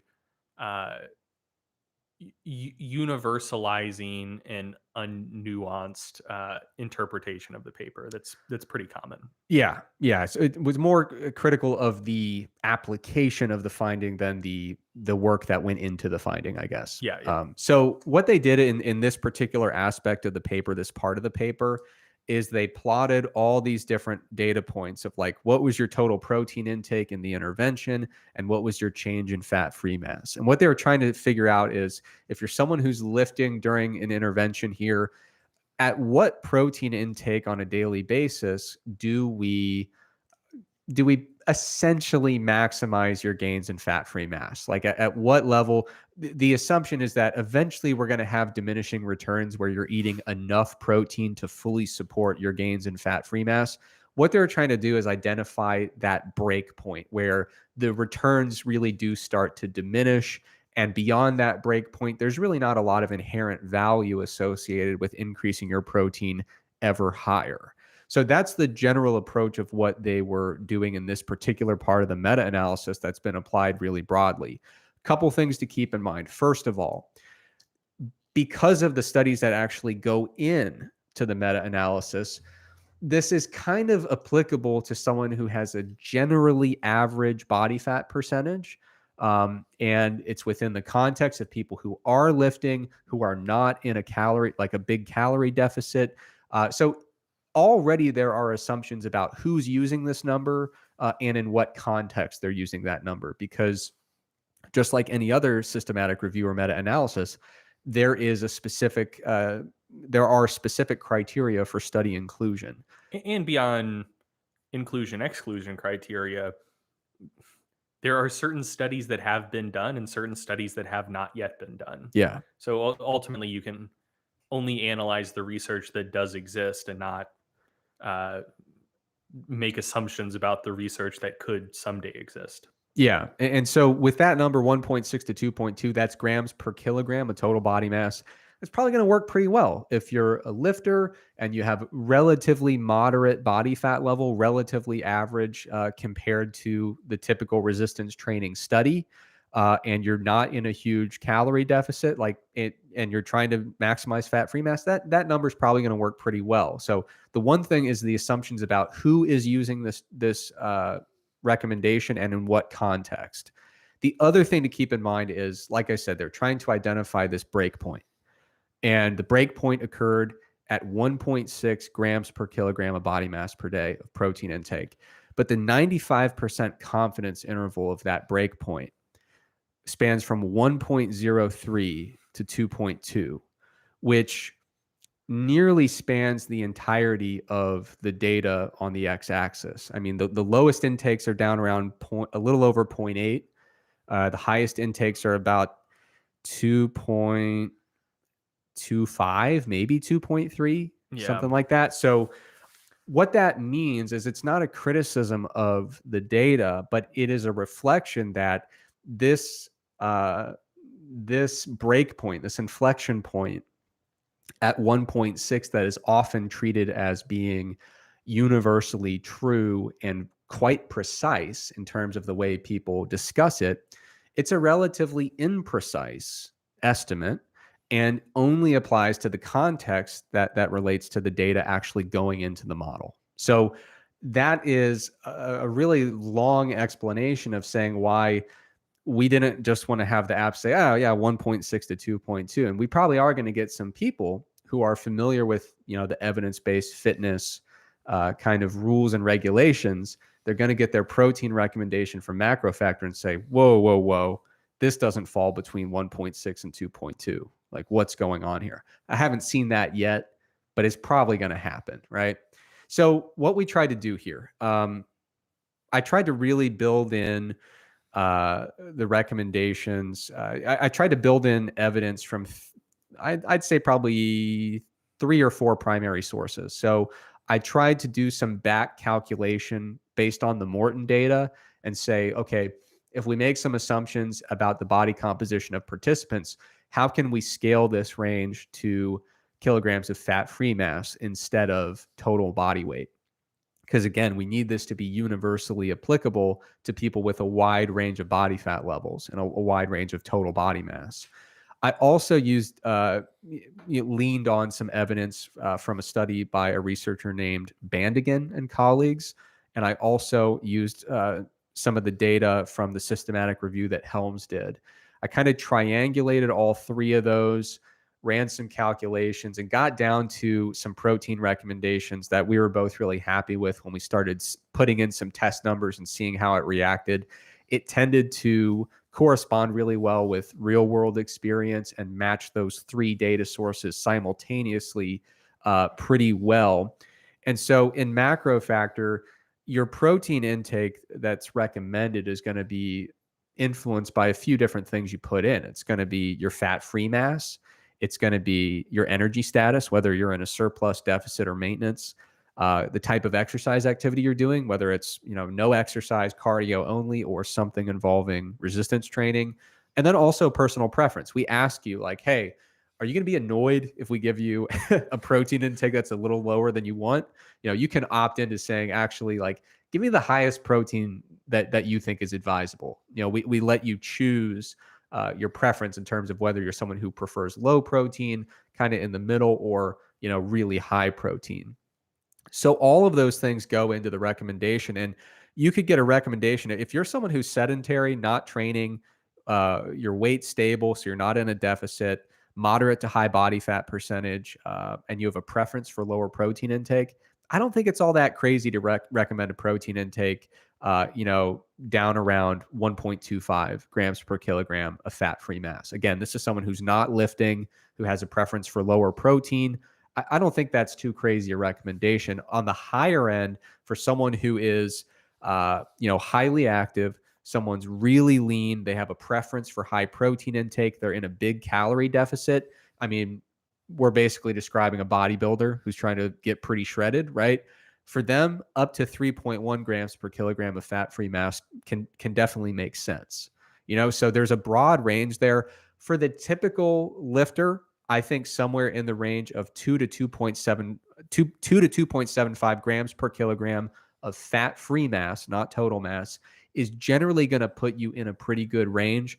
But like I said, in MacroFactor, you're going to see some variability based on all those different data inputs related to the type of training you're doing, your energy status, your fat-free mass, and your personal preference. So we put, as you can probably tell, a pretty sickening amount of thought into how to make sure these are scalable to a really broad range of users, so that it will basically across the entire spectrum of different types of activities and different body fat levels. We wanted to make sure that these recommendations are going to be absolutely solid across that entire spectrum.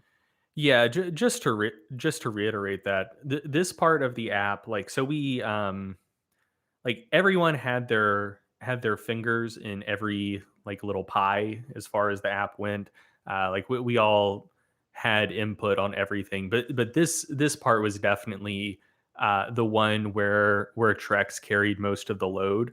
And I'd say you put what, like about like 2 weeks of consistent work into making sure that because so the thing here is like if you've been kind of swimming in the evidence-based waters for, I don't know, 6 months, um, kind of like the average numbers are probably just burned into your head. Yeah. And you know, if the typical person with a normal body comp, normal weight loss or weight gain goals came to you, they said, "Give me macros," and I'm not going to tell you anything about myself and my preferences. Just give me macros I should aim for that are probably pretty decent. Like I think anyone could do that, and it would take virtually no effort. The thing that the thing that did take a lot of work was considering every potential edge case. Yeah. So you know, what if you are super shredded and like maybe still trying to lose weight faster than we would recommend? Like, can we still give recommendations that, even if that might be a somewhat unadvisable goal, will be the best thing for that goal you've chosen?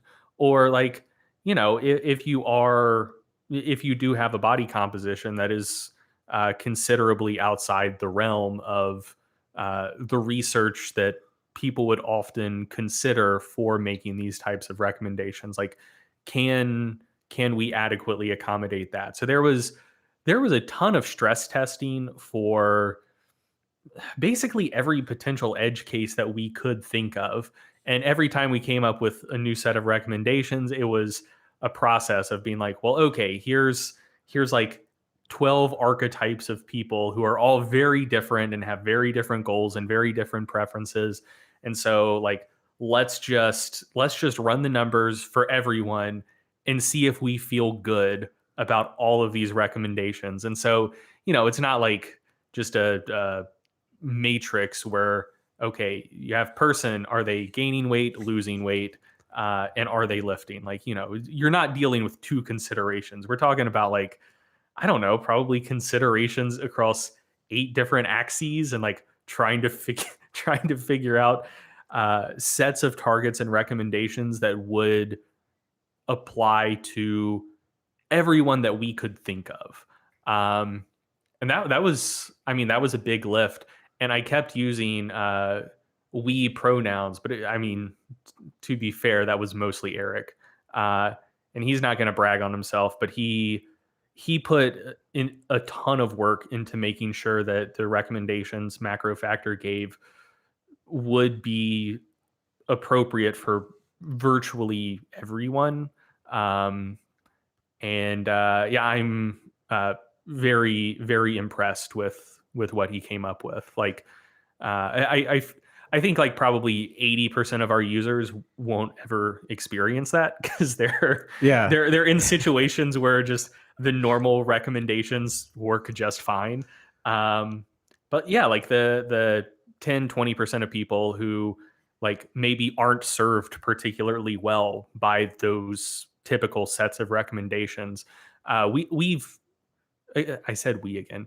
Eric put a ton of thought and effort into making sure that the recommendations we gave would would apply really well, even to edge cases. Yeah, well, I appreciate that, and yeah, so far, like you said, it's the type of effort that if you do it well, it will never be appreciated. Like it only surfaces if someone gets just bonkers macro targets, and they're like, "What the hell happened here?" Mhm. So it's kind of trying to plan for all those different scenarios and make sure. And so far, we haven't had any issues where someone's like, "Hey, my macros are totally crazy." We did have one instance where someone got their macros and then change them because they didn't like them, and then change them back because they're like, actually, yeah, that was better.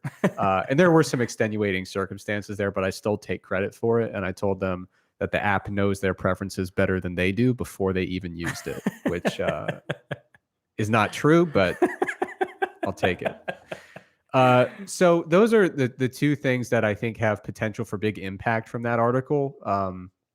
Because I think, when people would ask me previously, before I had to really get my hands dirty with these calculations that are more generalizable to different body shapes and body sizes, people would ask for recommendations. 1.6, 2.2, it'll be fine. And then they say, well, what if I weigh 410 pounds? And I say, well, then don't use those recommendations. They don't work anymore.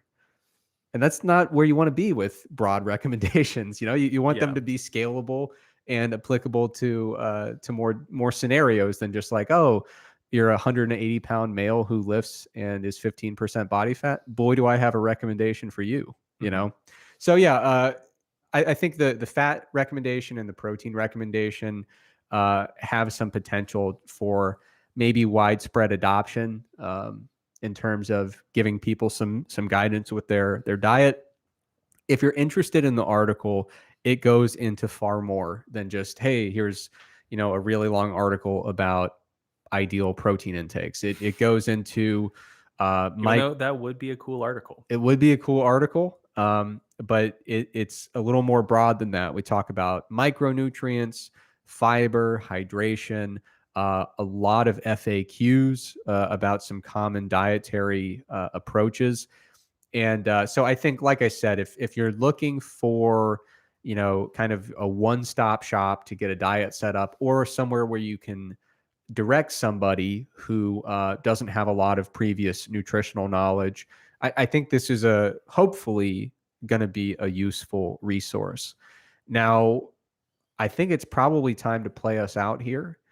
And this is a really important segment to play us out this week. Usually you come up with the topic, and it's usually some stupid kitchen stuff nobody cares about. With oh, by the way, I saw a recipe for keto lasagna, Oh no. and I think you owe me an apology because this keto lasagna was just a stuffed pepper. That's all it was. It had nothing to do. You thought mine was bad. This was literally just like, have you tried doing a stuffed pepper with beef and cheese and just normal stuffed pepper stuff? It's basically lasagna. So That's so good. so anyway, this is totally different. This is something that has come up on the podcast before. Fat Bear Week is coming up. I Yes. believe it starts on the 29th of September, if memory serves. But basically, what you want to do on the 29th then is go in, make sure you lock in to a MacroFactor subscription, because that's the second to last day, I think, of our launch sale. So go in, take care of that MacroFactor subscription. I wouldn't miss that. But you also don't want to miss Fat Bear Week, because what you can do is choose your favorite bear and see if they end up winning the competition. It's basically an annual thing where bears need to get ready to hibernate. It's what they like to do, and they get very chunky. And so as fans of these majestic beasts, you can see who got the chunkiest and vote on a winner, I believe. So I'm personally pulling for 32 Chunk. That is his name, number included. 32 Chunk is a large adult male with narrowly set eyes and a prominent brow ridge. Even at his leanest, Chunk carries pretty substantial fat reserves, especially on his hindquarters. That boy thick. Exactly. In the early summer, he tends to shed a lot of the fur around his shoulders and neck, and this exposes numerous scars and wounds. So 32 chunk is quite thick, but also, I mean, he's been in his share of battles. He's a tough guy, and he was first identified in 2007 as an independent, chunky looking 2.5-year-old bear. Since then, he's gone on to become one of the largest adults at Brooks River. Uh, and due to his size and strength, he is at the top tier of the bear hierarchy over there in that particular bear community. Gives him great access to mating opportunities and fishing spots. And he's not afraid to displace others from the resources he wants. So he's not taking any BS from other bears, but his behavior is described as enigmatic. So he's been showing a tendency to wait patiently, to just kind of scavenge some leftover salmon, and he'll even play with other bears. And as we all know, that's pretty uncommon for a dominant bear who's at the top of the hierarchy. So when you look at 32 Chunk, you see a well-rounded bear with a strong battle history, but he's also down to earth and he's a pillar in his community. He's top of the hierarchy, but he'll still mingle with people lower on the hierarchy. So that's why I like 32 Chunk, and also because my girlfriend's cat, I call it Chunk. That's the cat's nickname, so I think it's really fitting. I think 32 Chunk is in real life what like most gym bros think they are. Yeah. They're like, yeah, if I become the largest person here, that will grant me access to greater mating opportunities. I have a lot of scars from my battles with the iron, of course. But yeah, ultimately, like I do have like a attractive, enigmatic personality, and like I'm not like the other guys. Yeah, So I'm not your typical meathead bear. Like yeah, I'm pretty chill. yeah, and sure, maybe I'm still carrying a little extra fat on my hindquarters, but like by next beach season, like it's gonna be dialed in. Yep. Um, yeah, cool. I feel like I know this guy.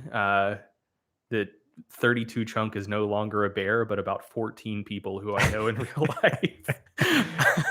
Now you're pulling for someone else though, a very different bear. Yeah, so I'm pulling for 128 Grazer. One thing to note about Eric's bear, which he chose, and you're not going to know this unless you go to the Bear Week website, is when you go to the Meet the Bears page, 32 Chunk was coincidentally the first bear you encounter on the page. So I'm thinking this might just be kind of like a I love lamp scenario. No. Eric just fell in love with the first bear that he saw. The jury's still out, but that's certainly a plausible hypothesis. And I took the time and effort when outlining this podcast episode to scroll all the way down to the second bear on the list, and that was and that was 128 Grazer.